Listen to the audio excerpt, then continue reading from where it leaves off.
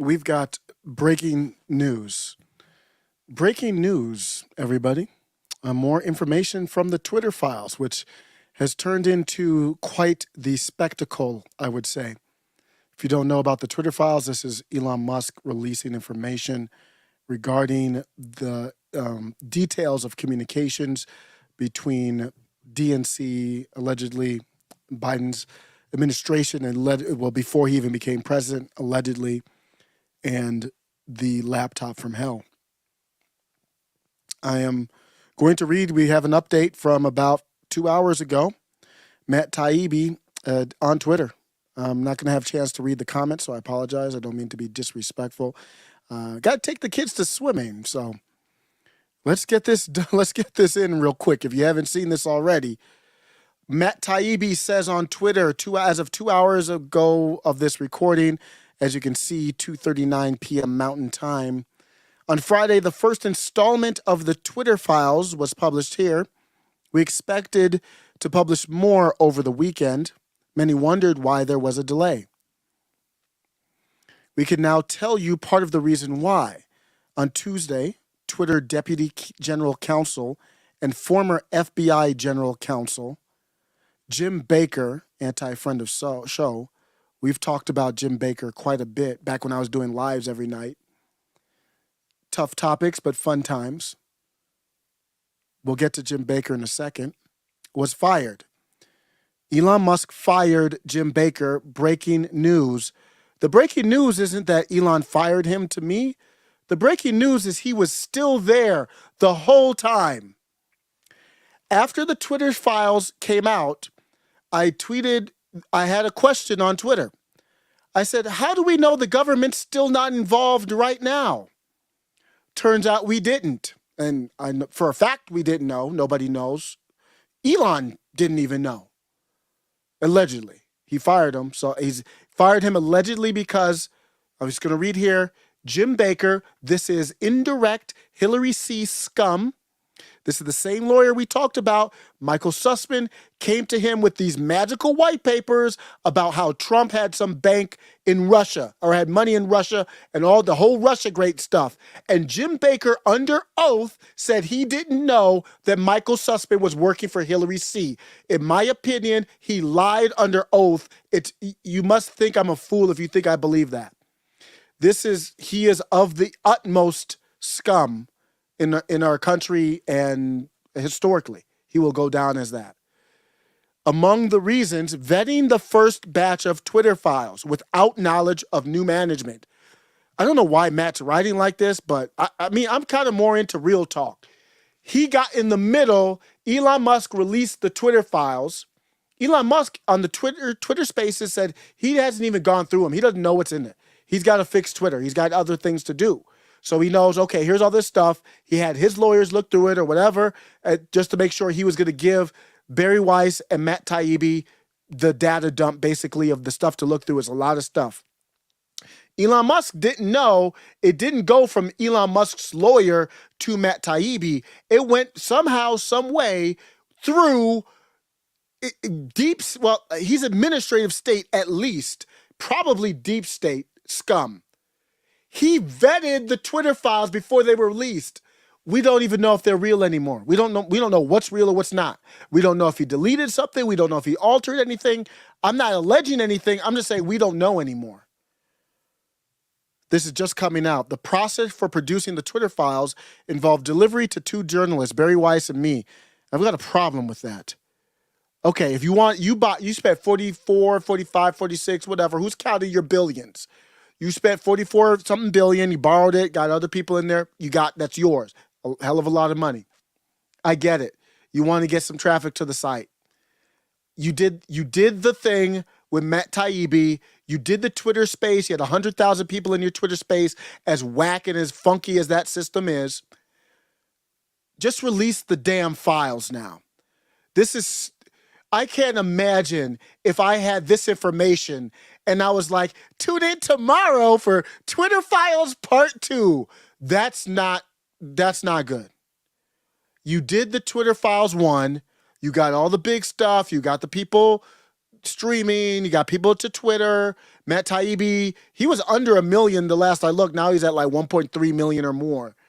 So, and I'm happy for him. I'm not knocking him. I'm just saying you did that.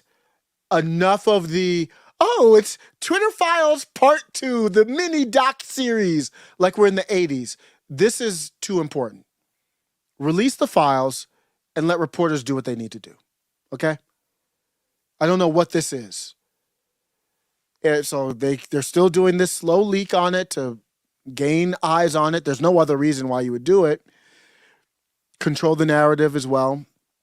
I mean, maybe in a way to make it as big as possible, because if too many journalists have it, then there's going to be all kinds of different stories. But I don't care.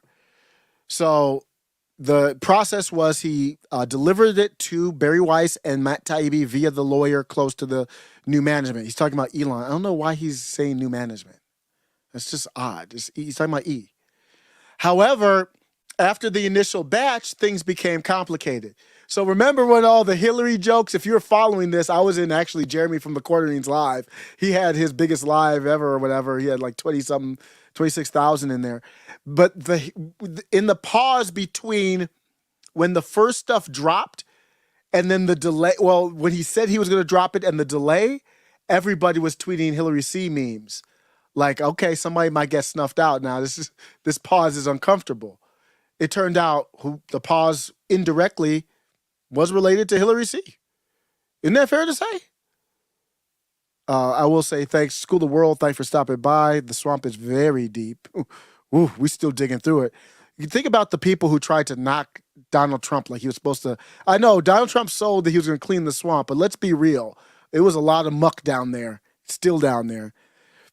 Okay, Blue Diamond Gem is okay with the short period of time.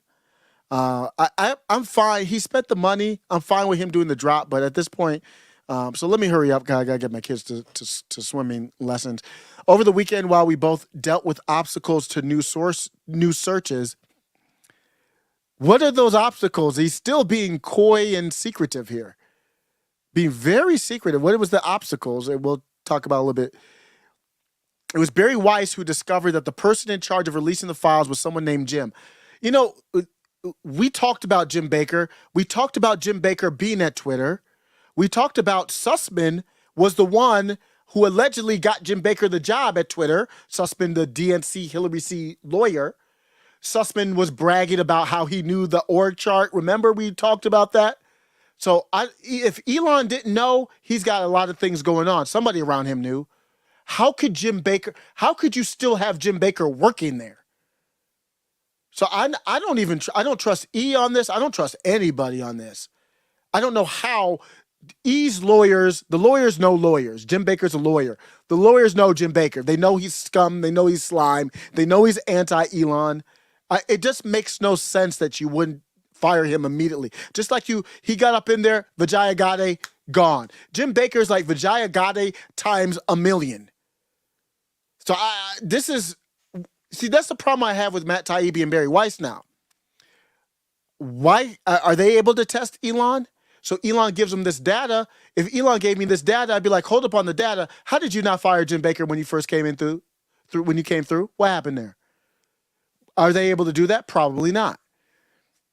We discovered that the person in charge of releasing the files, my God, the person in charge of releasing the Twitter files, Volume 1, was Jim Baker. My goodness. This is like the plot. This is like the scene in the movie where it's like, da, da, da, and you see the bad guy is at the computer, and you're like, oh, snap. What? He was in charge of releasing the Twitter files. What were the Twitter files then? Remember, it was really light on the FBI side, and everybody said, well, the government wasn't involved, and then Postelbeck had to come up and say, because of this other court case, they admitted that they met with him. What was Jim Baker the conduit? He would have been the natural conduit. He's ex-FBI, knew Hillary C., anti-Trump, Russiagate. He would have been the natural conduit, allegedly, for the government and the censorship. He was mentioned in the Twitter files, but just a little bit. When she called to ask Jim's last name, we already would have known that. The answer came back, Jim, is James Baker. My jaw hit the floor. This is like a movie for real, y'all. The first batch of the files both reporters received was marked. How did they wait? Why? So the first batch of the files was marked Spectra Baker emails. And I'm looking at this again now, like, did they see that before? I'm thinking of Baker when I think Twitter, the administrative state. So me, if I saw that, I'd be like, is that Jim Baker? I don't know if they saw it or not or what, man. But see, that's the thing. That's the downside of just releasing it to two reporters. You release it to all the reporters, I guarantee you Jack Posobiec would have been like, who's this? But I digress. Baker is a controversial figure. He's been something of a zealot of FBI controversies dating back to 2016, from the Steele dossier to the Alpha server mess. He resigned in 2018 after an investigation into leaks to the press. He's still a sweetheart of the cabal. The news that Baker was reviewing the Twitter file surprised everyone involved, to say the least. I don't know. Him being there surprised me, but if you tell me he's there, then I know I'm not surprised at all. I was asking the question. I didn't even know if he was there. I'm still asking the question. We don't know who's still there. We don't know who. If he didn't get rid of Jim Baker, I guarantee you there's other administrative state people there. So the news surprised everyone. New Twitter chief Elon Musk acted quickly to exit Baker Tuesday. That's kind of to cover Elon Musk, like he's not down with Baker. Okay. I need you to ask questions of Elon Musk, not cover for him. Reporters resumed searches through the Twitter files material. What was this? So they were trying to search, and what was it? Just was the hourglass spinning, or was the computer being slow? What happened when they tried to search? The next installment of the Twitter files will appear through. It looks like it's going to be through Barry Weiss. Stay tuned, everybody. Some people replied. They talked about the laptop and all that. I'm going to end with, I'm going to let Kash Patel have the final note, then I'm going to get out of here. Kash Patel has been right about this. This is irrefutable. You can say what you want about Kash Patel or however you feel. There's nothing here that's controversial or irrefutable. I'm out.